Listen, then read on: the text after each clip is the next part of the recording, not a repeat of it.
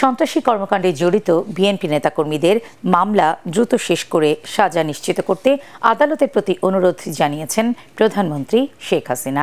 রাজধানীতে কৃষক লীগের প্রতিষ্ঠা বার্ষিকীর অনুষ্ঠানে তিনি বলেন, বিএনপির বিরুদ্ধে প্রতিহিংসামূলক রাজনৈতিক মামলা দেয়া হয়নি। বিএনপি ৬০ লাখ নেতাকর্মীর বন্দির দাবি করলেও দেশের কারাগারে সেই ধারণ ক্ষমতা নেই বলে জানান প্রধানমন্ত্রী। বিস্তারিত আপিল মাহমুদের রিপোর্টে। ভিশন এসি নিয়ে এলো মানিব্যাগ গ্যারান্টি অফার। ১ মাস ব্যবহার করে সন্তুষ্ট না হলে সম্পূর্ণ টাকা ফেরত। বাংলাদেশ কৃষক লীগের ৫২তম প্রতিষ্ঠা বার্ষিকী উপলক্ষে গণভবনে প্রধানমন্ত্রী শেখ হাসিনাকে শুভেচ্ছা জানান সংগঠনের কেন্দ্রীয় নেতারা। এ সময় প্রধানমন্ত্রী বলেন, কৃষি উৎপাদন বাড়িয়ে জনগণের পুষ্টি নিরাপত্তা নিশ্চিতে কাজ করছে সরকার।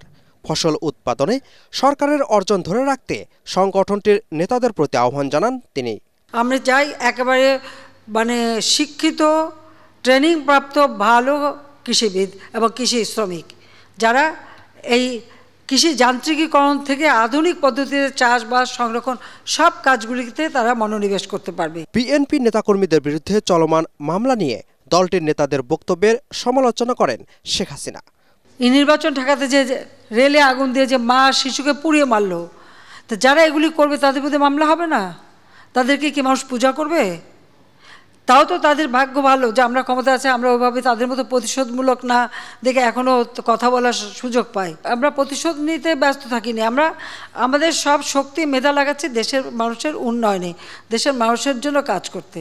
আজকে তাদের সব জায়গায় কান্নাকাটি কি আমাদের বিরুদ্ধে মামলা, তোদের জিজ্ঞেস করতে হয় যে মামলাগুলি কিসের মামলা? এদের মামলা তো তাদের বিভিন্ন অপরাধের উপর মামলা। তারা অপরাধ করেছে, তাদের বিরুদ্ধে আইনগত ব্যবস্থা নেওয়া হচ্ছে, সেটাই তো বাস্তবতা।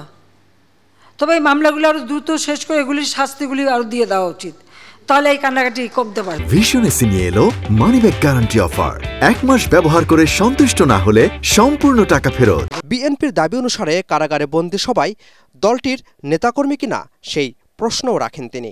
আমাদের সারা দেশে যত জেলখানা আছে, সেখানে যে ধারণ ক্ষমতা, তারা যত লক্ষ লোক গ্রেপ্তার বলতেছে, সেই লোক তো তাদের লোক যদি ভরা থাকে তাহলে কিন্তু অন্য কোনো অপরাধী আর নাই।